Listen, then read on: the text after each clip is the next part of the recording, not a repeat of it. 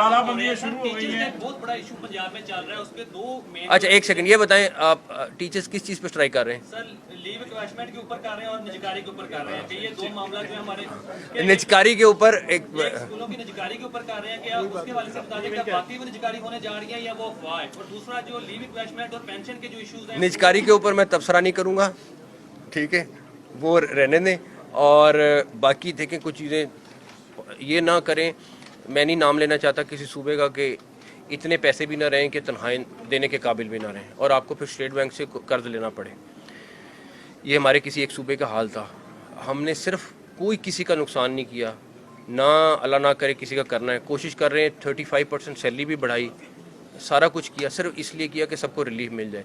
तो अगर तकरीबन डॉक्टर साहब कितनी प्रमोशन कर चुके हैं आप? 14,000 ये कर चुके हैं और तो 26,000 दूसरी हो चुकी हैं जो लोगों की साल से इस शख्स ने प्रमोशंस की हैं। इन्होंने आप समझे एक एक प्रमोशन के कितने कितने बोर्ड करने पड़ते हैं, सब कुछ कर रहे हैं, इन्होंने दिन रात लगा के किए हैं। तो 35% तनख्वाह बढ़ी है। किसी का हम हक नहीं मारना, अल्लाह ना करे हमारा ना ये नीयत है, ना सोच है, ना किसी का नुकसान करना है।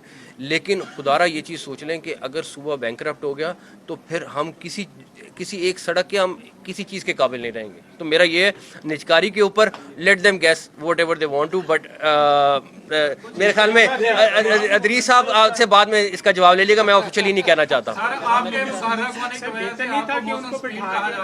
लेकिन आपके 10,000 जो एप्लीकेशन हैं वो जो सिटीजन पोर्टल की वो पेंडिंग है इस वजह से कि आपके पास पैसे नहीं है सूबे के पास। तो इस पे आप छोटी-छोटी तो मैं मेरी एक सेकंड ये मेरी बात सुन, यही भाई को मैं जवाब दे रहा हूँ कि अगर पैसे फाइनेंशियल इशू है हमारा और अच्छा खासा इशू है, अब उसको ठीक करने, अब आप खुद ही सोचें 600 अरब का गंदम का हमारा डेफिसिट था, 672 अरब का हम जो हमने बैंकों पे दे रहे थे, 150 अरब रुपया उस पर, 250 अरब रुपया हमने उस पर सूद देना था, कहाँ से देते?